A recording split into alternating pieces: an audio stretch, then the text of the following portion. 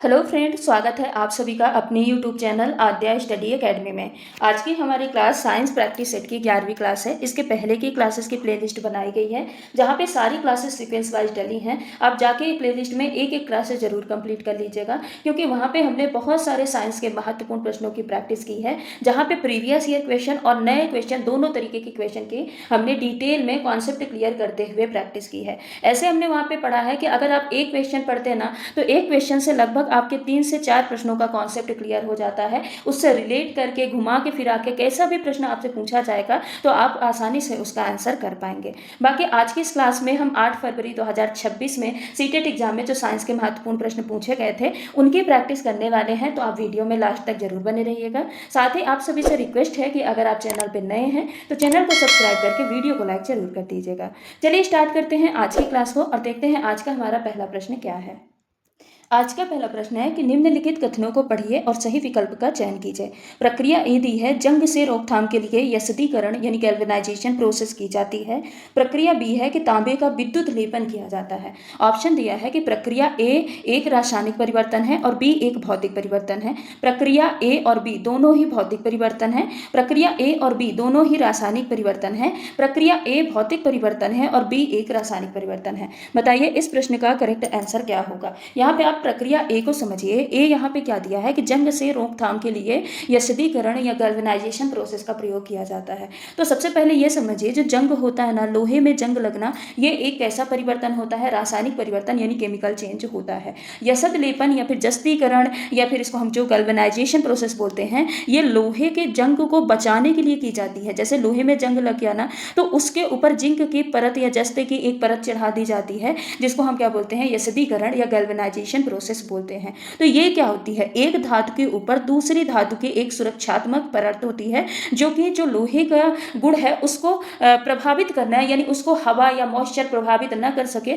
उसको प्रोटेक्ट करने का काम करती है। तो ये जो प्रोसेस होती है ये क्या होती है, एक रासायनिक प्रक्रिया होती है। इसमें धातु की सतह पर एक सुरक्षात्मक रासायनिक परत चढ़ाई जाती है, इसीलिए इसको हम क्या बोलते हैं, रासायनिक प्रक्रिया बोलते हैं। तो ये केमिकल चेंज हो जाएगा। ठीक है, अब प्रक्रिया बी में आते हैं। तांबे का विद्युत लेपन किया जाता है। अब जो इलेक्ट्रोप्लेटिंग होती है, इलेक्ट्रोप्लेटिंग कैसे किया जाता है, इसमें तांबे या फिर किसी भी, आप कोई भी धातु ले लीजिए, किसी भी धातु का विद्युत लेपन किस मेथड से किया जाता है, तो इलेक्ट्रोलाइसिस मेथड से किया जाता है। किस मेथड से किया जाता है, इलेक्ट्रोलाइसिस। इलेक्ट्रोलाइसिस को क्या बोलते हैं, इलेक्ट्रोलाइसिस यानी विद्युत अपघटन द्वारा यहाँ पे परत चढ़ाई जाती है। कैसे चढ़ाई जाती है, तो इसमें विद्युत ऊर्जा का उपयोग किया जाता है। और जब विद्युत ऊर्जा का उपयोग करेंगे तो यहाँ पे रासायनिक अपक्रिया होगी। जब रासायनिक अपक्रिया होगी तब एक धातु की परत दूसरे धातु के ऊपर चढ़ती है। क्या होती है, एक धातु की सतह दूसरी धातु के ऊपर जम जाती है। तो ये भी क्या होता है, एक रासायनिक परिवर्तन होता है। लेकिन रासायनिक परिवर्तन में भी ये एक स्थायी रासायनिक परिवर्तन होता है। कैसा होता है, स्थायी रासायनिक परिवर्तन होता है। ये टेम्परेरी नहीं होता, कैसा होता है, परमानेंट होता है। तो यहाँ पे प्रक्रिया ए भी रासायनिक परिवर्तन है, प्रक्रिया बी भी रासायनिक परिवर्तन है। तो यहाँ पे ए और बी दोनों कैसे हैं, रासायनिक परिवर्तन है। ये ऑप्शन नंबर 3 में दिया है कि प्रक्रिया ए और बी दोनों ही रासायनिक परिवर्तन है। तो इस प्रश्न का करेक्ट आंसर ऑप्शन नंबर 3 हो जाएगा। अगला प्रश्न है, प्रकाश की एक किरण प्रकाशीय सघन माध्यम से प्रकाशीय विरल माध्यम में यात्रा करती है। प्रकाश की आवृत्ति में क्या परिवर्तन होगा, ह्रास होगा यानी घटेगी, कोई परिवर्तन नहीं होगा, प्रथम वृद्धि होगी फिर बाद में ह्रास होगा, या फिर वृद्धि होगी। इस प्रश्न का करेक्ट आंसर क्या होगा। यहाँ पे ये बोला है कि किसी स्रोत से निकल के प्रकाश की किरण सघन माध्यम से कहाँ जा रही है, विरल माध्यम में, तो उसकी फ्रीक्वेंसी में, उसकी आवृत्ति में क्या परिवर्तन देखने को मिलेगा। तो देखिए, जब माध्यम परिवर्तन होता है ना, अब यहाँ पे माध्यम परिवर्तन हुआ है कि नहीं, सघन माध्यम से प्रकाश की किरण कहाँ गई, विरल माध्यम में गई, माध्यम में परिवर्तन हुआ। लेकिन माध्यम में परिवर्तन होने की वजह से जो आवृत्ति होती है, आवृत्ति में कोई भी प्रभाव नहीं पड़ता है, आवृत्ति अपरिवर्तित रहती है, वो वैसी ही बनी रहती है। क्योंकि जो प्रकाश है ना, प्रकाश की आवृत्ति स्रोत पे डिपेंड करती है। किस पे डिपेंड करती है, स्रोत या फिर इसी को हम बोलेंगे सोर्स पे डिपेंड करती है। अब सोर्स पे कैसे, जैसे कि बल्ब है, बल्ब से प्रकाश की किरण निकली है, या एलईडी से प्रकाश की किरण निकली है, मतलब किस स्रोत से प्रकाश की किरण निकल रही। क्योंकि जिस स्रोत से प्रकाश की किरण निकलेगी उसकी फ्रीक्वेंसी अलग अलग होती है, उसकी आवृत्ति अलग होती है। बल्ब से अलग आवृत्ति की प्रकाश की किरण निकलेगी, एलईडी से ट्यूबलाइट से अलग आवृत्ति की प्रकाश किरण निकलेगी, और स्रोत से जिस आवृत्ति से प्रकाश की किरण निकलती है वो उसी आवृत्ति में बनी रहती है। माध्यम बदलने से आवृत्ति कभी भी चेंज नहीं होता। लेकिन जब प्रकाश की किरण सरल माध्यम से सघन माध्यम से विरल माध्यम में जाती है, यानी यहाँ पे जब माध्यम बदलता है तो माध्यम बदलने से प्रकाश की स्पीड बदल जाती है, यानी चाल बदल जाएगी, और चाल के साथ साथ जो वेवलेंथ होता है यानी तरंग दैर्घ्य होता है, तरंग दैर्घ्य बदल जाता है। दो चीजें बदलती हैं, स्पीड और तरंग दैर्घ्य माध्यम बदलने से बदलता है, लेकिन आवृत्ति में कोई भी प्रभाव नहीं पड़ता। अब स्पीड और तरंग दैर्घ्य कैसे बदलता है, देखिए मान लेते हैं जो इस प्रश्न में दिया है कि प्रकाश की किरण सघन माध्यम से कहाँ जा रही, विरल माध्यम में। यह प्रकाश के अपवर्तन की घटना है जिसको हम कई बार पढ़ चुके हैं। हालांकि कल के क्लास में भी हमने यहाँ प्रकाश के अपवर्तन के बारे में पढ़ा है। तो ये क्या है, एक सतह है, ऊपर क्या है, सघन माध्यम है, नीचे विरल माध्यम है, और बीच में क्या है, अभिलंब है।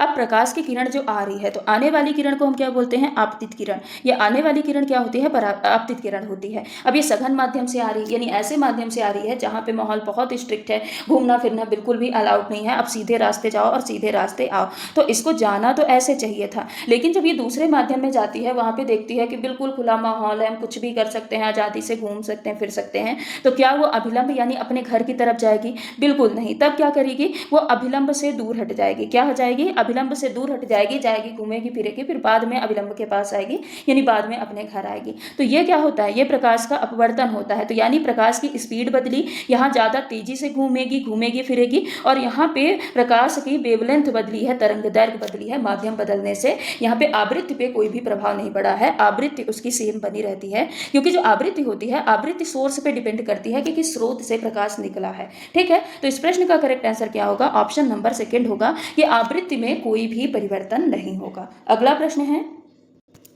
निम्नलिखित कथनों में से सही कथन का चयन कीजिए। चिकनी मृदा में बालू एवं गाद अंतर्विष्ट होते हैं। दोमट मृदा में जल का अंतःस्रावण चिकनी मृदा की तुलना में तीव्रता से होता है।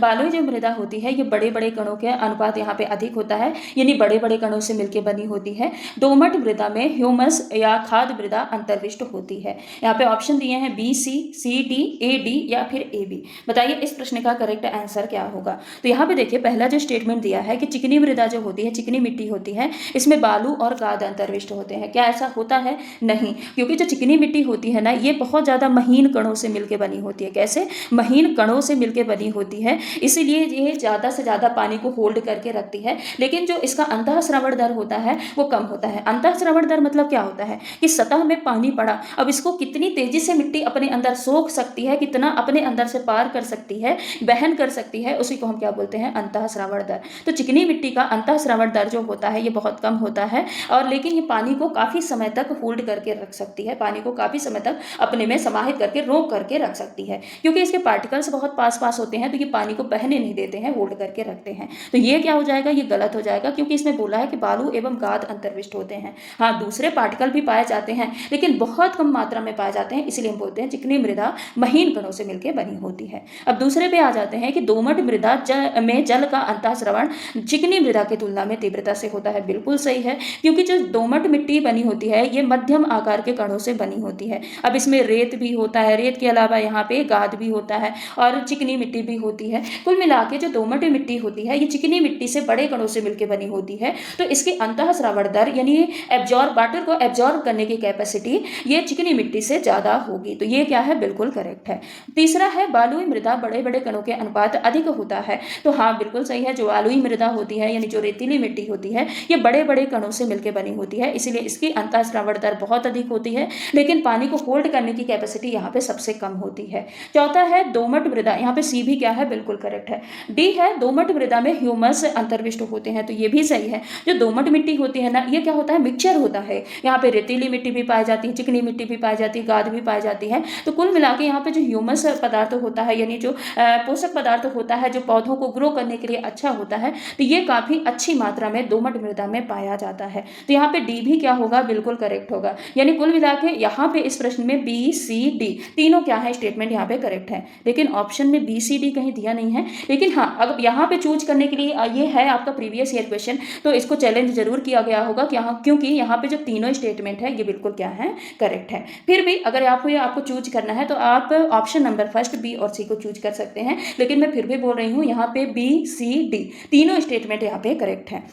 तो आपको अगर यहाँ पे प्रश्न में कोई भी त्रुटि नहीं होगी तो तीनों ऑप्शन जरूर देगा एक ऑप्शन में। ठीक है, अगला प्रश्न है, कवक, काई और पर्णांग में जनन की कौन सी विधि समान है? खंडन, बीजाणु निर्माण, पुनर्जनन या फिर मुकुलन? बताइए इस प्रश्न का करेक्ट आंसर क्या होगा। तो यहाँ पे ये बोला है कि जो फंगी है, फंगी, मॉस और उसके अलावा जो फर्न है, इसमें कौन सी जनन की विधि इस्तेमाल होती है? तो यहाँ पे बीजाणु निर्माण, ये जो तीनों हैं फंगी, मॉस, फर्न, ये कैसे करते हैं? ये स्पोर फॉर्मेशन यानी एक सामान्य जनन विधि उपयोग करते हैं जिसको बोलते हैं स्पोर फॉर्मेशन या बीजाणु निर्माण। ऐसा क्यों? क्योंकि ये तीनों कैसे पादप होते हैं? अपुष्पी पादप या जीव होते हैं। कैसे होते हैं? अपुष्पी पादप या जीव होते हैं। अब जो बीजाणु होता है, बीजाणु क्या होता है? बीजाणु छोटा होता है। जो स्पोर होता है, स्पोर कैसा होता है? छोटा सा होता है और एक कठोर भित्ति के अंदर होता है। जो एक कठोर भित्ति बाहरी संरचना होती है उसके अंदर ढका हुआ होता है, ताकि कितनी भी प्रतिकूल परिस्थितियां आए, यानी टेम्परेचर ज़्यादा हो या फिर क्या हो, जो नमी है, मॉइस्चर कम हो,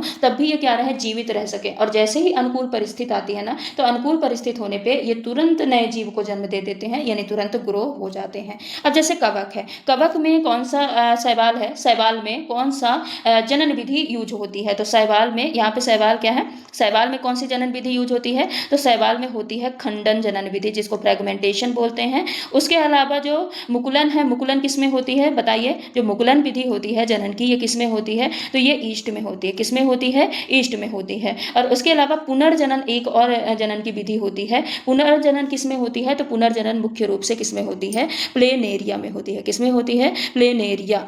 ठीक है, प्लेनेरिया में कौन सी विधि उपयोग होती है? तो रीजनरेशन यानी पुनर्जनन विधि उपयोग होती है। ठीक है, तो ये कुछ एक्स्ट्रा फैक्ट हैं, आप इनको भी जरूर याद रखिएगा। बाकी इस प्रश्न का correct answer option number second है। अगला प्रश्न है, धातुओं की उनकी जल के साथ अपक्रिया के आधार पर पहचान कीजिए। यहाँ पे 3 स्टेटमेंट दिए हैं और हर एक ऑप्शन में 3 धातुएं दी हैं। आपको बताना है कि जो ए है वो किस धातु के साथ मैच खाती है, ए स्टेटमेंट, बी स्टेटमेंट किस धातु के क्रिया से मैच खाती है और सी स्टेटमेंट किस धातु से मैच खाती है। ठीक है, यहाँ पे दिया है पहला ए, शीतल जल के साथ तीक्ष्ण रूप से अपक्रिया करती है। तो शीतल जल यानी जो शीत जल, ठंडे जल होते हैं, ठंडे जल के साथ कौन सा जो धातु है वो तीक्ष्ण रूप से यानी बड़ी तीव्रता के साथ अपक्रिया करती है? सोडियम है, कैल्शियम है, मैग्नीशियम है या फिर पोटेशियम है? हम यहाँ पे ए को रखते हैं, यहाँ पे बी को रखते हैं और यहाँ पे सी को रखते हैं। तो बताइए कौन है जो ठंडे जल के साथ तेजी से अपक्रिया करेगा? तो कैल्शियम और मैग्नीशियम तो पहले ही काट दीजिए, क्योंकि रिएक्टिविटी श्रेणी जब हम पढ़े थे तो ये नीचे आते हैं। ठीक है,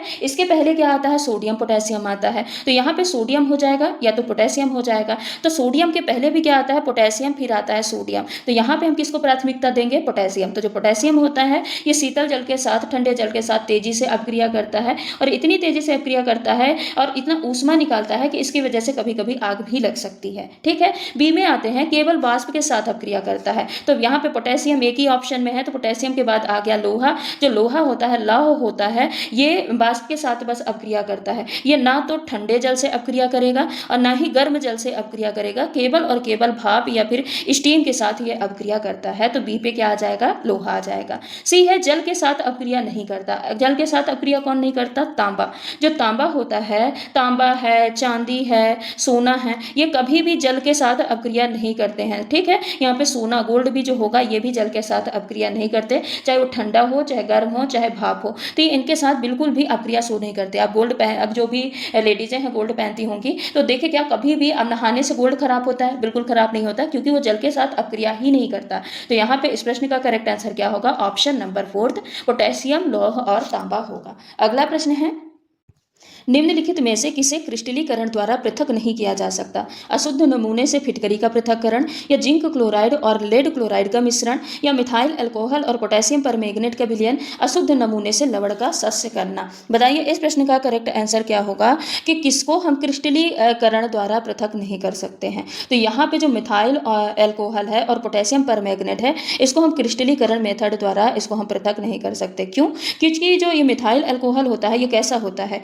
ये तरल होता है, द्रव होता है, लिक्विड होता है, ठीक है। लेकिन जो पोटेशियम परमैंगनेट होता है ये कैसा होता है, ये ठोस होता है। ये कैसा होता है, ठोस होता है। तो इन दोनों को अलग करने के लिए एक विधि का उपयोग किया जाता है जिसको हम बोलते हैं आसवन विधि। कौन सी विधि बोलते हैं, आसवन या फिर डिस्टिलेशन मेथड इसको बोला जाता है। यहाँ पे जो मिथाइल अल्कोहल होता है इसका बॉइलिंग पॉइंट बहुत कम होता है। क्या होता है, इसका बॉइलिंग पॉइंट कम होता है। बॉइलिंग पॉइंट कम होगा तो ये जल्दी से बाष्पित हो जाएगा, और जल्दी से बाष्पित हो जाएगा तो जो पोटेशियम परमैंगनेट है जो कि ठोस के रूप में मौजूद होता है तो ये क्या रह जाएगा, ये तली में बैठा रह जाएगा। इससे हम इसको अलग कर सकते हैं। जो बाष्पन मेथड होती है ना क्रिस्टलीकरण की, ये तकनीकी क्या होती है, ठोस पदार्थों को उनके विलयन से शुद्ध करने के लिए उपयोग की जाती है, ठीक है। तो इस प्रश्न का करेक्ट आंसर क्या होगा, ऑप्शन नंबर 3 होगा। और इसको अलग करने के लिए हम किस मेथड का यूज करते हैं, आसवन या फिर डिस्टिलेशन मेथड का उपयोग करते हैं। ये आप ध्यान रखिएगा। अगला प्रश्न है, नीचे दिए गए कथनों S1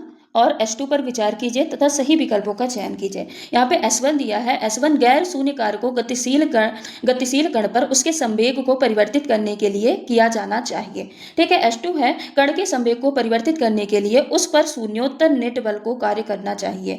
ऑप्शन है S1 गलत है परंतु S2 सही है, S1 और S2 दोनों सही है, S1 और S2 दोनों गलत है, या S1 सही है परंतु S2 क्या है, गलत है। बताइए इस प्रश्न का करेक्ट आंसर क्या होगा। तो यहाँ पे देखिए S1 क्या दिया है, पहले हम S2 को देखते हैं। S2 ये करेक्ट है। अब करेक्ट क्यों है, कण के संवेग को परिवर्तित करने के लिए शून्योत्तर नेट बल को कार्य करना चाहिए। देखिए न्यूटन के गति का दूसरे नियम का अगर हम फॉर्मूले को देखें तो यहाँ पे क्या होता है, F = delta P upon delta T होता है कि नहीं होता। इसके अनुसार ये हमको पता चलता है कि अगर हमको संवेग में परिवर्तन करना है तो संवेग में परिवर्तन करने के लिए एक बाह्य नेट बल का कार्य करना बहुत जरूरी है। एक बाह्य नेट बल का कार्य करना बहुत जरूरी है। और यदि यह बल कैसा हो गया, शून्य हो गया, 0 हो गया, तो संवेग कभी भी नहीं बदलेगा। इसलिए S2 तो बिल्कुल करेक्ट है। लेकिन जो S1 है, S1 क्या है, S1 यहाँ पे गलत है। क्यों गलत है, क्योंकि संवेग बदलने के लिए, संवेग में परिवर्तन करने के लिए हमेशा कार्य किया जाए ये जरूरी नहीं है। कार्य का होना बिल्कुल जरूरी नहीं है कि वहां पे वर्क डन हो ही।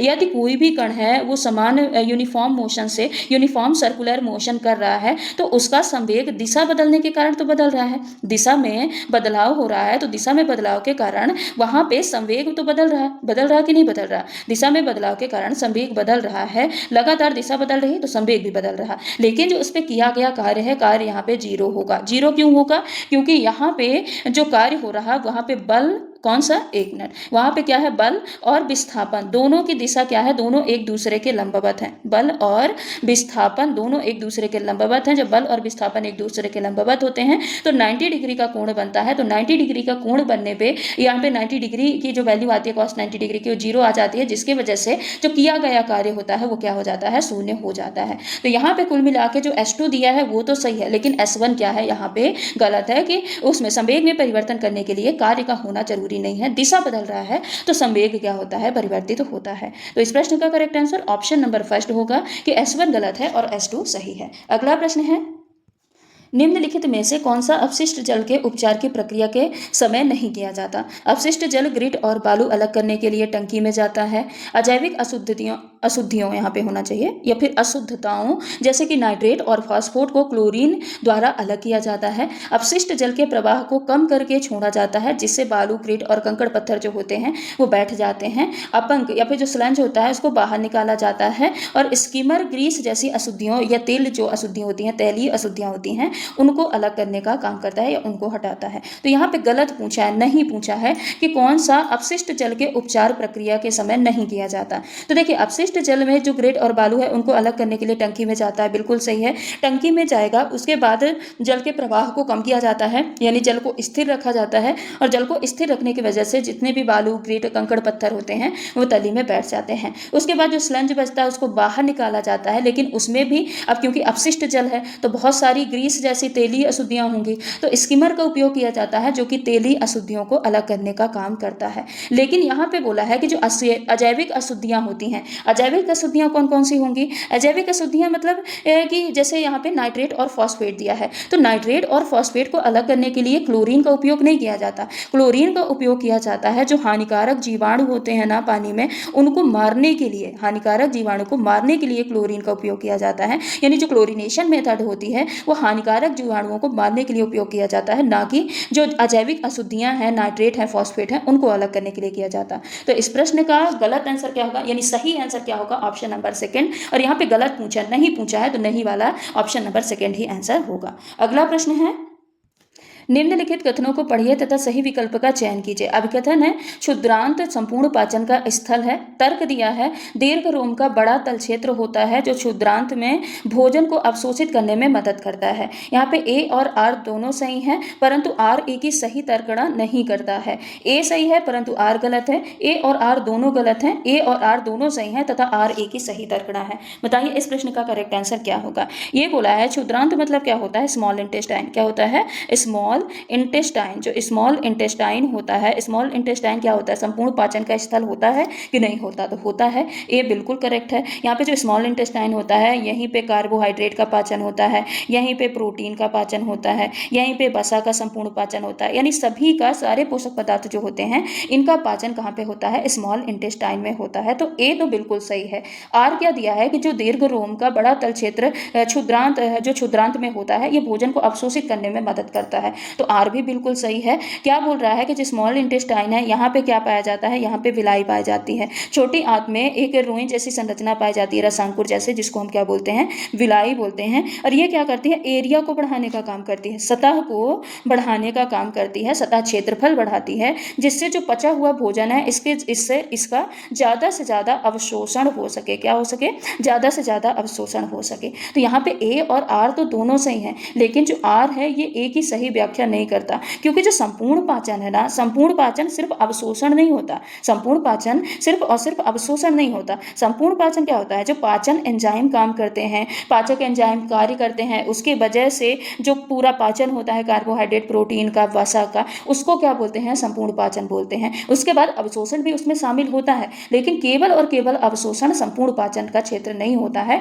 इसीलिए ए सही है, आर सही है, लेकिन आर ए की सही व्याख्या नहीं करता। तो इस प्रश्न का करेक्ट आंसर क्या हो जाएगा? ऑप्शन नंबर फर्स्ट होगा। अगला प्रश्न है, स्तंभ ए में दिए गए हार्मोनों को स्तंभ बी में दिए गए अभाव जनित रोगों से सुमेलित करना है। यहाँ पे स्तंभ ए है, स्तंभ बी है। ए दिया है अधिवृक्क हार्मोन, बौनापन, वृद्ध हार्मोन, गींगा या ग्वाइटर, थायरॉक्सिन हार्मोन, मधुमेह, इंसुलिन, लवण असंतुलन। यहाँ पे आपको मैच करना है कि कौन सा किसका काम है या किसके अभाव से कौन सा रोग हो जाता है। ए बी सी डी, यहाँ पे ऑप्शन दिए हैं। फर्स्ट है first, fourth, second, third. Second है fourth, first, second, third. Second, fourth, first, third, या fourth, first, second, third, second. बताइए इस प्रश्न का करेक्ट आंसर क्या होगा? तो आप यहाँ पे ऑप्शन पढ़ने पे मत जाइए, आप सबसे पहले यहाँ पे मैच करा लीजिए। अगर आप मैच करा लेते हैं तो ऑप्शन अपने आप मिल जाएगा। तो देखिए जो अधिवृक्क हार्मोन होता है, एड्रिनल जो हार्मोन होते हैं, ये विशेषकर इसमें एक हार्मोन होता है जिसको बोलते हैं एल्डोस्टेरोन। क्या बोलते हैं? एल्डोस्टेरोन। जो एल्डोस्टेरोन होता है, आज का पेन थोड़ा खराब हो गया। जो एल्डोस्टेरोन होता है ना, ये हार्मोन क्या करता है? शरीर में सोडियम और पोटेशियम की मात्रा को नियंत्रित करता है। यानी सोडियम और पोटेशियम जैसे जो लवण होते हैं, इन लवण की मात्रा को नियंत्रित करने का काम करता है। ठीक है, तो इसका काम क्या हो जाएगा? अधिवृक्क हार्मोन का लवण असंतुलन को बैलेंस करना। वृद्धि हार्मोन ये पिट्यूटरी ग्लैंड से निकलता है, और अगर इसकी कमी हो जाए तो कौन सा रोग हो जाएगा? बच्चों में बौनापन रोग हो जाएगा। थायरॉक्सिन हार्मोन अगर असंतुलित होता है तो उससे जो थायराइड ग्लैंड है, इसमें सूजन आ जाती है, जिसको हम घेंगा या फिर ग्वाइटर बोलते हैं। और ये मेनली होते किसके कारण है? तो ये आयोडीन की कमी के कारण होता है। किसके? आयोडीन की कमी के कारण होता है। इंसुलिन ये शुगर बैलेंस करता है, इसलिए इंसुलिन किससे रिलेटेड हो जाएगा? मधुमेह से, डायबिटीज से रिलेटेड हो जाएगा। और ये किससे निकलता है? अग्नाशय से निकलने वाला हार्मोन है। अग्नाशय से, पैंक्रियास से निकलने वाला हार्मोन है, जो कि जो रक्त में शर्करा को बैलेंस करने का काम करता है। इसको क्या बोलते हैं? और इसकी अगर कमी हो जाती है, हाँ, इंसुलिन की अगर कमी हो गई तो रक्त में शर्करा की मात्रा बढ़ जाती है, शुगर की मात्रा बढ़ जाती है, जिसको ही हम क्या बोलते हैं? मधुमेह बोलते हैं। हैं। तो यहाँ पे ए का क्या हो जाएगा, ए का यहाँ पे हो जाएगा फोर्थ, तो ए की जगह पे क्या आ जाएगा, ए का आ जाएगा फोर्थ, ठीक है, ए का क्या हो जाएगा फोर्थ। बी का क्या दिया है, बी का फर्स्ट दिया है, तो बी का क्या हो जाएगा फर्स्ट।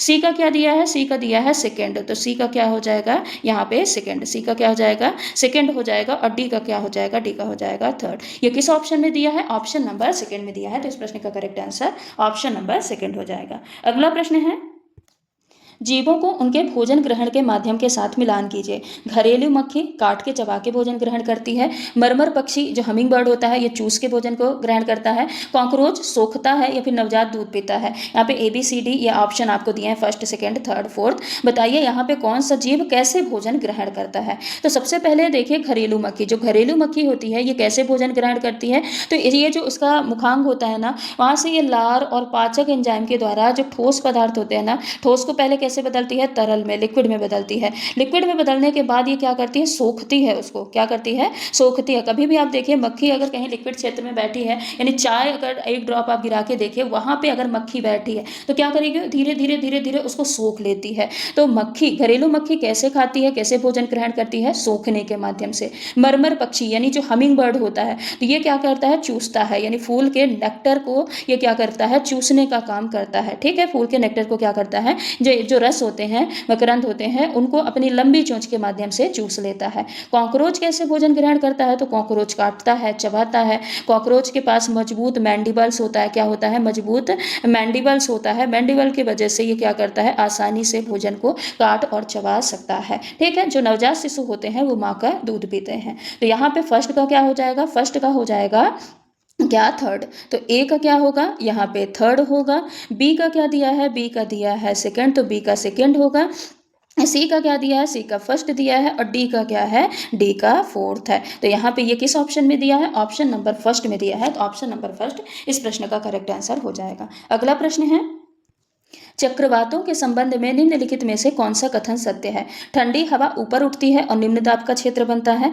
गर्म हवा ऊपर उठती है और उच्च दाब का क्षेत्र बनता है। ठंडी हवा ऊपर उठती है और उच्च दाब का क्षेत्र बनता है, या गर्म हवा ऊपर उठती है और निम्न दाब का क्षेत्र बनता है। कुल मिला के ये पूछा है कि चक्रवात का निर्माण होता कैसे है। तो देखिए चक्रवात का निर्माण कैसे होता है, नीचे की हवा गर्म हुई, जो सतही क्षेत्र की हवा है ये कैसी हुई, गर्म हुई। अब गर्म होने के बाद ये हल्की होती है और ये कहाँ उठती है, ऊपर की ओर उठती है। जब ऊपर उठेगी तो यहाँ नीचे निम्न दाब का क्षेत्र क्रिएट होगा कि नहीं होगा, यहाँ निम्न दाब का क्षेत्र क्रिएट होगा, यानी यहाँ पे जगह खाली हो गई तो दबाव कम होगा। लेकिन ये गर्म हवाएं ऊपर चली जाती हैं, ऊपर से पहले ही हवा मौजूद है, तो ऊपर कैसा दाब क्रिएट हो जाएगा, उच्च दाब का क्षेत्र क्रिएट हो जाएगा। अब जो ठंडी हवाएं हैं वो उच्च दाब से निम्न दाब में आएंगी, यानी अगर कहाँ पे कंजेस्टेड एरिया है तो कंजेस्टेड एरिया से वो खाली जगह देखेंगी तो बोलेंगी ना कि यहाँ पे जगह नहीं है, चलो खाली जगह पे जाके खड़े हो जाते हैं, तो ये जाती हैं निम्न दाब की ओर। अब ठंडी जगह हवा खाली जगह पे भरने के लिए तेजी से केंद्र की ओर यहाँ पे इकट्ठा होने लगती हैं, इसी से क्या होता है, चक्रवात का निर्माण होता है, यानी यही क्या करती हैं, चक्रवात का रूप ले लेती हैं। तो यहाँ पे गर्म हवा ऊपर उठती है और निम्न दाब का क्षेत्र क्रिएट होता है, यानी ऑप्शन नंबर फोर्थ इस प्रश्न का करेक्ट आंसर हो जाएगा। अगला प्रश्न है, निम्नलिखित कथनों को पढ़िए और सही कथन का चयन कीजिए। अब कथन ए है, ब्रेड बनाने के लिए आटा गूंथते समय ईस्ट के साथ बेकिंग पाउडर भी डाला जाता है। तर्क दिया है, बेकिंग पाउडर ईस्ट के लिए भोजन का कार्य करता है।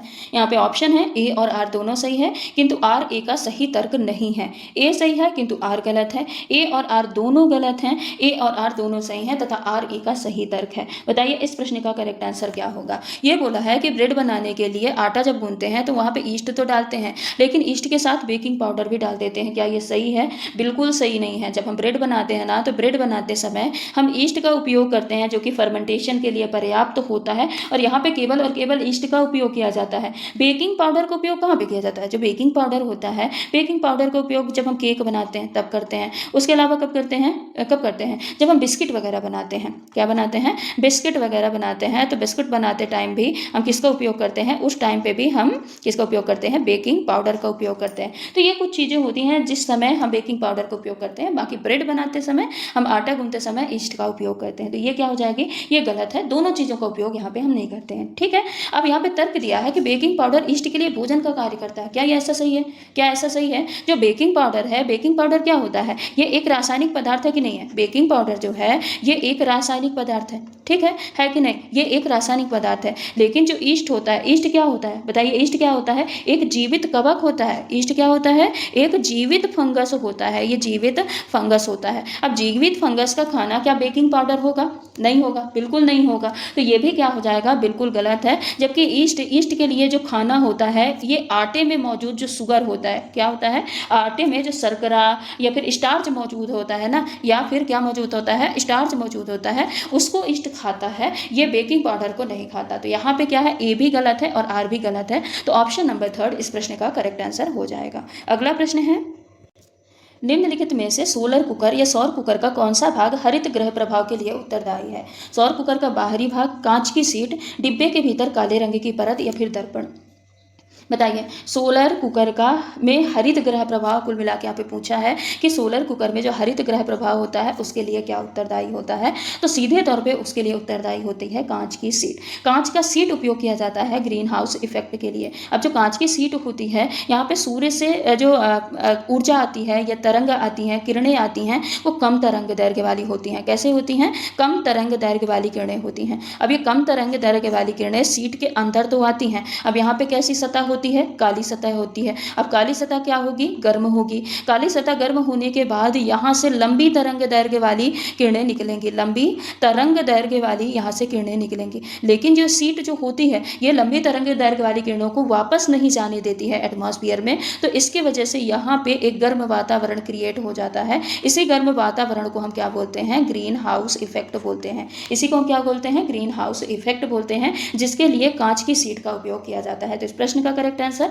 ऑप्शन नंबर 2 है। अगला प्रश्न है, सना और प्रिया थर्मामीटर से अपने शरीर का तापमान मापती हैं। सना अपने शरीर का तापमान 98.6 डिग्री फ़ारेनहाइट रिकॉर्ड किया, जबकि प्रिया ने अपने शरीर का तापमान 38.4 डिग्री सेल्सियस रिकॉर्ड किया। निम्नलिखित में से कौन सा कथन सही है। प्रिया के शरीर का तापमान सना के तापमान से अधिक है। सना और प्रिया दोनों का समान शारीरिक तापमान है। सना और प्रिया दोनों बुखार से ग्रस्त हैं। सना के शरीर का तापमान प्रिया के शरीर के तापमान से अधिक है। बताइए इस प्रश्न का करेक्ट आंसर क्या होगा। देखिए, एक ने टेम्परेचर जो मेजरमेंट किया वो फ़ारेनहाइट में है, दूसरा डिग्री सेल्सियस में है, तो इसको बैलेंस करने के लिए यानी इसको तुलना करने के लिए आपको दोनों को एक ही यहाँ पे पैमाने पे बदलना होगा। या तो डिग्री सेल्सियस में टेम्परेचर दोनों बदला जाए या तो फ़ारेनहाइट में। तो हम फ़ारेनहाइट में यहाँ पे बदल के देखते हैं। फ़ारेनहाइट बराबर क्या होता है, फ़ारेनहाइट होता है 9.5 इंटू डिग्री सेल्सियस प्लस 32। इसमें हमको क्या करना है, बदलना है। तो यहाँ पे देखिए, यहाँ पे जो सना के शरीर का तापमान है वो कितना है, 98.6 डिग्री फ़ारेनहाइट है, जो कि नॉर्मल सामान्य जो मनुष्य के शरीर का तापमान होता है उसके बराबर है। अब इसको हम 38.4 डिग्री सेल्सियस को हम बदलते हैं फ़ारेनहाइट में।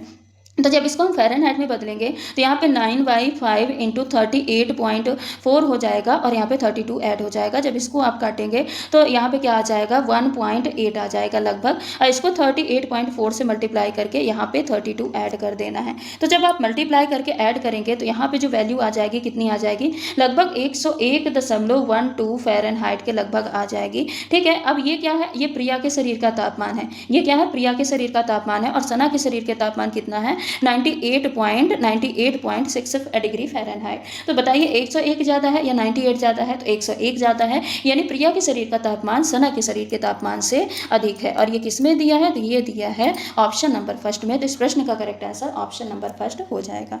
अगला प्रश्न है, प्रयोगशाला में अम्ल से जलने पर अधिक पानी से धोना चाहिए तथा वैसलीन लगाने से पूर्व निम्नलिखित में से कौन सा प्राथमिक उपचार करना चाहिए। 1% एसिटिक अम्ल या नींबू के रस से धोना चाहिए, साधारण नमक लगाना चाहिए, सोडियम बाइकार्बोनेट के घोल से धोएं फिर पुनः पानी से धोना चाहिए, या सिल्वर नाइट्रेट से साफ करना चाहिए। बताइए इस प्रश्न का करेक्ट आंसर क्या होगा। अगर प्रयोगशाला में हम अम्ल से जल जाते हैं तो हमको सबसे ज़्यादा पानी से धोना चाहिए और वैसलीन लगाना चाहिए। लेकिन वैसलीन लगाने से पहले हमको क्या करना चाहिए, तो हम अम्ल से जले हैं तो अम्ल को उदासीन करने का काम कौन करेगा, क्षार। तो यहाँ पे देखिए 1% एसिटिक अम्ल, नींबू ये ऑलरेडी अम्ल है, अम्ल में अम्ल हम डालेंगे तो और ज़्यादा जल जाएंगे। नमक ये उचित सोल्यूशन नहीं होता है, तो यहाँ पे करेक्ट आंसर क्या होगा, ऑप्शन नंबर 3 सोडियम बाइकार्बोनेट। ये क्या होता है, एक क्षार होता है, क्षार का हम उपयोग करेंगे जिससे ये क्या हो जाएगा, उदासीन हो जाएगा। सोडियम बाइकार्बोनेट का फॉर्मूला क्या होता है, NaSCO3। तो इसका हम उपयोग करेंगे तो यहाँ पे क्षार जो अम्लीयता होती है, अम्लीयता कम हो जाएगी।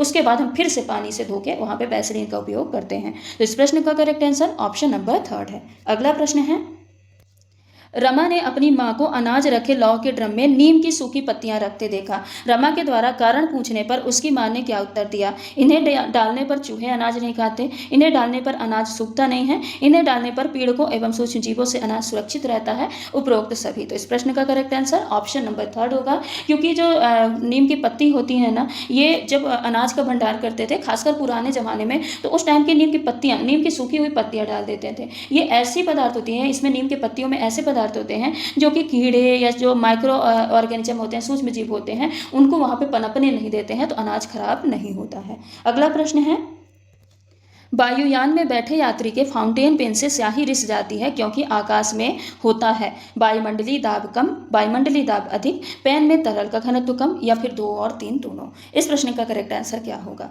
तो देखिए, जब हम ऊंचाई पे जाते हैं, इसको मैं आपको कई बार कॉन्सेप्ट सिखा चुकी हूँ कि मान लीजिए ये जल वाला समुद्री क्षेत्र है, फिर उसके बाद ये आ गया स्थल, उसके बाद ये आ गया पहाड़, लेकिन जो एटमॉस्फेयर की परतें होती हैं, ये क्या है? परतें हैं। ये क्या है? परतें हैं। ये परतें ऊपर उठती जाएंगी, ठीक है। ये क्या है? परतें हैं। अब यहाँ पे मैं गिन के नहीं बना रही, ठीक है। तो यहाँ पे क्या है? ए है, यहाँ पे ए है, सतह पे बी है और यहाँ पे सी है। तो यहाँ पे देखिए 1 2 3 4 5 परतों का दबाव लग रहा, तो सबसे ज़्यादा दाब कहाँ पे होगा? समुद्री क्षेत्र में होगा। फिर जो स्थल वाला क्षेत्र है, यहाँ पे 1 2 3 4 परतों का दबाव लग रहा, तो यहाँ पे उससे कम क्षेत्र होगा। सबसे कम दाब कहाँ पे होगा? सबसे कम दाब जो होगा वो सी क्षेत्र पे होगा, यानी ऊंचाई वाले क्षेत्र में होगा। क्योंकि वहाँ पे जो वायुमंडलीय परतें हैं, उनका दबाव कम लगता है, कम परतें बचती हैं। तो बताइए, अगर ऊंचाई में वायुयान में बैठ के हम ऊंचाई पे जाते हैं, तो वहाँ पे दाब अधिक होगा या फिर कम होगा? तो वहाँ पे दाब क्या होगा? कम होगा। लेकिन जो पेन के अंदर का दाब होता है, पेन के जो अंदर का दाब होता है, ये पेन के अंदर का दाब होता है अधिक, जिसकी वजह से अधिक दबाव से पेन की स्याही कम दबाव की ओर, यानी वायुमंडल की ओर वापस आती है। इसकी वजह से जो फाउंटेन पेन की स्याही है, वो क्या हो जाती है? रिस जाती है। तो इस प्रश्न का करेक्ट आंसर ऑप्शन नंबर 1 हो जाएगा। तो ये रहे कुछ आज के हमारे महत्वपूर्ण प्रश्न, जिनको हमने डिटेल में पढ़ा है, काफ़ी अच्छे से पढ़ा है। आई होप आपको सारी चीज़ें समझ में आएंगी। उसके अलावा कोई भी अगर आपको डाउट हो, तो आप मुझे कमेंट करके पूछ भी सकते हैं कि हाँ, इस प्रश्न में डाउट है या हमको ऐसा लग रहा है, तो मैं आपको कमेंट में आंसर बता दूंगी। आज की क्लास को हम यहीं पे समाप्त करते हैं, मिलते हैं अगली क्लास में।